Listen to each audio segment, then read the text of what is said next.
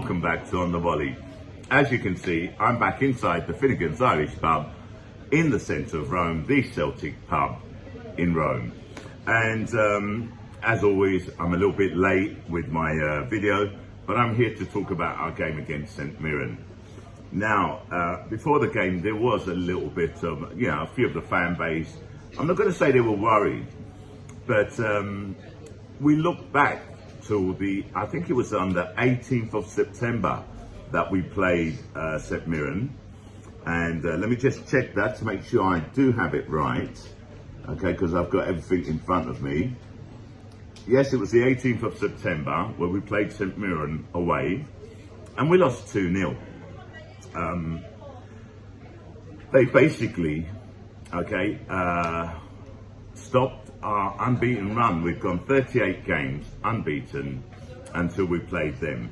Now, to be totally honest, that game, there was a few question marks on the team selection. And even Ange, if you remember, he did turn around in his interview, post-match interview, and said that maybe he made a mistake with his team selection. Because if you think about it, I think he put 5 players in that weren't normal first team selection players, yeah? Now you got to remember, this had just come off our Champions League game against Shakhtar Donetsk, where we drew 1-1. So Ange decided to change it all around and he put Ralston on right back, which Ralston's a great player, but he hadn't been playing. It's cold, come on, close the... God help her. God help her. Lumi always does that. Lumi always does that. But you can't get upset with her because we all love Lumi. This is a pub, okay? Yeah, yes, shut the fuck up, yeah? Lumi, I know that, but I'm recording, love. Anyway, as you can see, I'm loved here, yeah? Yeah, adored. Anyway, as I was saying, Ralston, a great player, love him, had a great season last season, but to be totally honest, he hadn't been playing much. So he's come on and he's put Welsh as a pairing with Maurice Gents, as a centre-back pairing. Carter Vickers wasn't there, obviously. If I remember rightly, I think Carter Vickers was injured. And the midfield was made up of Callum McGregor, fine, a star, a great player, but he put Turnbull and Aaron Moy on. Now, Turnbull, a great player, I've got no problems with him. My problem was, though, he'd left Rio Hatate, Jota on the bench. And who else was on the bench? Haksabanovic, and Matt O'Reilly, and I think that was probably a mistake, and that's why we lost. So, anyway, let's go back to our game now against St Mirren this time around. Well, we're beaten 4-0, yeah? And to be totally honest, I wasn't that worried. I mean, let's be honest, we haven't been firing on all cylinders, and that's a general comment.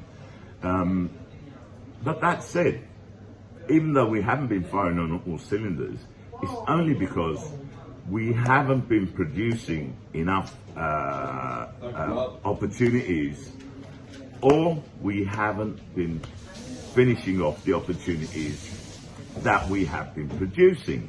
We can criticise that if you like, not so much criticise, but expect a bit more from our players, yeah?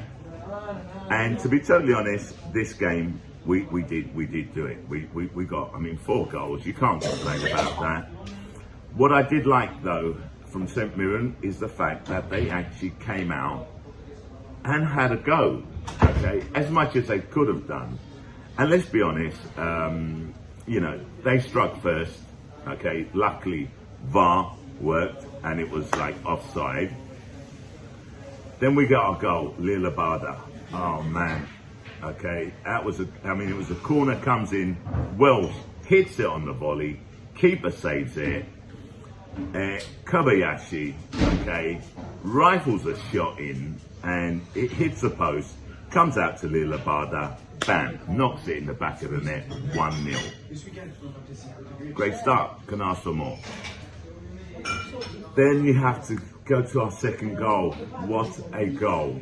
Hatate was the provider. I mean, he did an inch perfect passing for Kyogo. And Kyogo, I mean, it wasn't an easy goal. Keeper's coming out.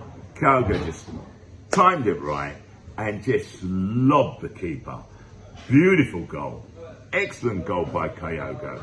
And listen, let's not forget, Kyogo, okay, has had a little bit of grief this season because the 28th of August, I think we played Dundee United and Kyogo scored a hat-trick. But the next time he scored was on the 1st of October. So 5 games went past where Kyogo couldn't score a goal. He couldn't buy a goal. And that's not for a lack of attempt, because the guy, he runs into positions, maybe the ball doesn't come to him. He had a few opportunities, fluffed it, and things just wasn't going for him. And there was a little bit of a clamour, okay, to put Gigi in and drop Kyogo. And I'll be honest with you, I thought that maybe Gigi should have been given a chance, okay, rest Kyogo, let him just, have one day off and then put him back in. But again, it just goes to show, Ange was proven right again. He stuck with him, and the guy has just been on fire recently. So great stuff, the Hatate-Kyogo combination. I mean, Kyogo just ran through, got in front of the defender, and what a goal. You can't complain about that. Then you got our third goal.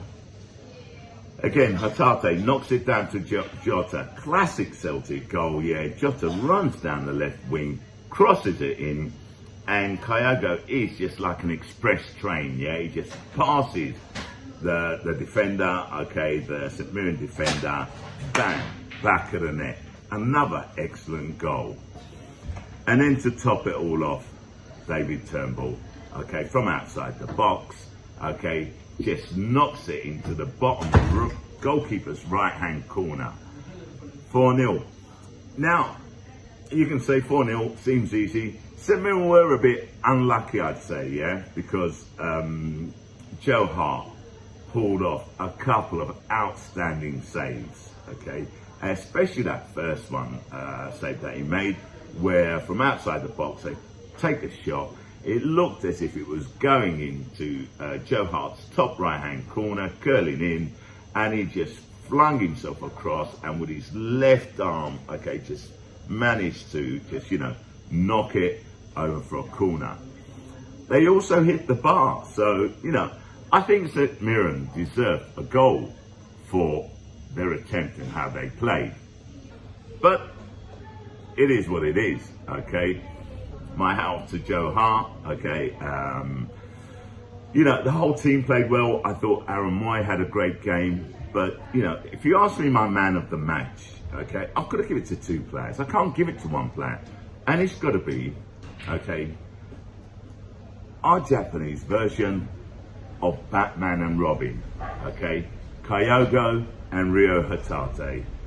These two are lethal together, okay? You've got Ryo just pulling the strings in midfield, and Kyogo running into spaces, okay, just reading where the ball's going to. They just seem to have a telepathic communication between them, and you see the end result. Now, I'm hoping that after our recent performances, which although we won, have been a bit flat, I'm hoping this will kickstart us, okay, to be a little bit more consistent, a little bit more clinical, and score more goals. So my point is this,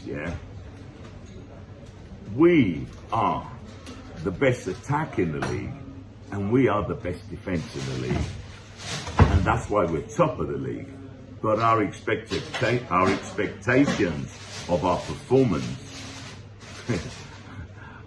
is up here, and rightly so, because that is what we've come to expect from Ange. That's what we've come to expect from Ange and his team. So when we do have our occasional, dips in form, which we will have, just like Kyogo had, yeah, from the 28th of August to the 1st of October. It's gonna happen, but as long as we get the end result, as long as we win, that's all that counts. And yes, we all want to see Celtic scoring 4, 5, 6, 7, 8 goals. Makes for entertaining football. Another thing I want to see is I want to see the rest of the Scottish teams come out and have a go at us.